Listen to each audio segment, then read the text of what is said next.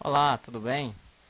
Mais uma vez estou aqui com mais um vídeo para que você consiga estar tirando sua dúvida ou conhecendo mais algum recurso do Visual Studio, né, 2010.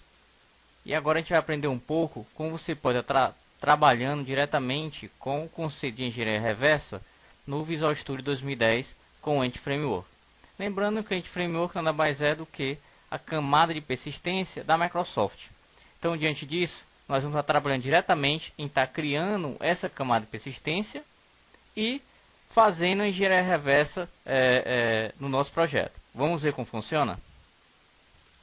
Após criado aqui nosso projeto, nós vamos fazer o seguinte. Nós vamos visualizar como é que está a nossa conexão no Server Explorer. No Server Explorer, você pode ter várias conexões com o seu banco de dados. Aqui, nós vamos visualizar como está a nossa. Eu tenho a minha conexãozinha aqui, onde eu tenho na minha tabela, que é um servidor local, e aqui eu tenho minha tabela categoria, produto e tabela cliente. O primeiro ponto que nós iremos fazer é o seguinte, é trabalhar já com a base que já existe.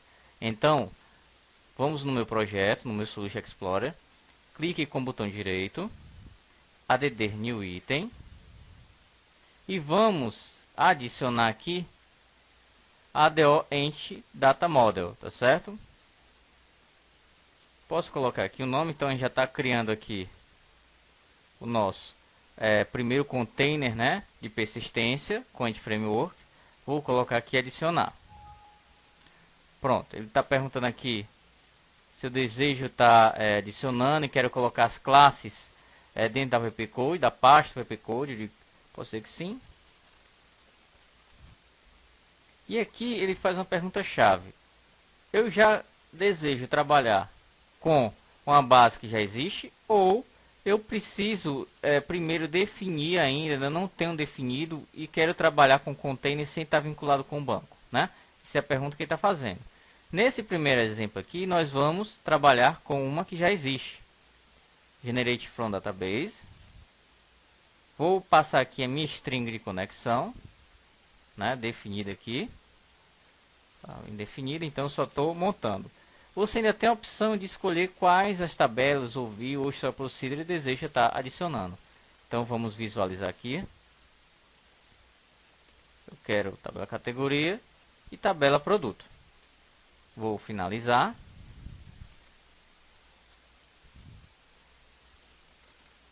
E ele vai montar aqui nosso EDMX, a nossa camada. Bem simples. E a partir de agora você já tem um container de persistência ligado diretamente a um banco de dados. Bem simples e bem tranquilo. Conseguiu entender? Numa boa? Então, olha, eu tenho clicando aqui no meu EDMX e eu vejo aqui o meu container de classes, né? Eu tenho aqui minha categoria, tenho aqui o meu produto, tenho, se eu desejar visualizar, né? Eu cliquei duas vezes aqui e eu tenho como ver de uma forma mais gráfica as minhas entidades. Lembrando que a minha tabela virou classe, minhas colunas viraram propriedades, ok? Vamos agora partir para outra parte, né? Fazer o contrário. Agora nós não temos a tabela, o banco definido. Vamos trabalhar no conceito que primeiro vamos definir através de classes na aplicação e depois, a partir dessas classes definidas, nós vamos gerar as tabelas no banco de dados. Vamos lá. Então, agora nós vamos fazer o outro sentido. Diante disso, eu vou voltar aqui no meu Solution Explorer.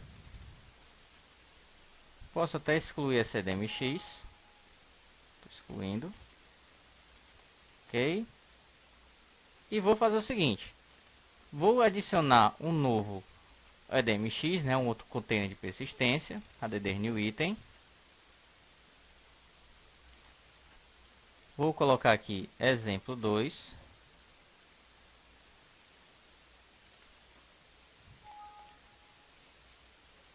Vou adicionar aqui. Ele pergunta, você já tem uma base ou você quer começar sem estar vinculado a um banco de dados? Então, primeiramente, vou colocar agora aqui que eu não quero estar vinculado com o banco de dados. Então, vou finalizar. Já criou aqui meu DMX, está carregando. Pronto, e aqui tem o meu container, está pronto para mim. Só que a gente vai adicionar agora uma classe, ó, add entity, vou adicionar aqui uma classe. Então, boto funcionário. Funcionário, empresa. Pronto. Aqui eu posso dizer se ele vai ter uma chave primária. Se sim, eu já boto até de acordo com o padrão da minha empresa. Vou botar aqui func. O tipo dele, né? Posso também estar mudando o nome, né, dessa entidade. E vou dar um OK. Criou aqui. E agora eu vou fazer o seguinte. Eu quero adicionar mais alguma propriedade. Vem um add, propriedade. Coloco aqui o nome, por exemplo, nome funcionário. F4. Porque aí eu consigo ver, né? Vou organizar aqui para você visualizar.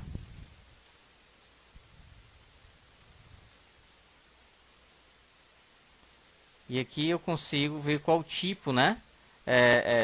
E as propriedades da minha coluna, né? Que eu adicionei, melhor falando, da minha propriedade. Aqui é string, tudo tranquilo. E aí você deve estar perguntando, mas como é que eu faço a engenharia reversa em si dele?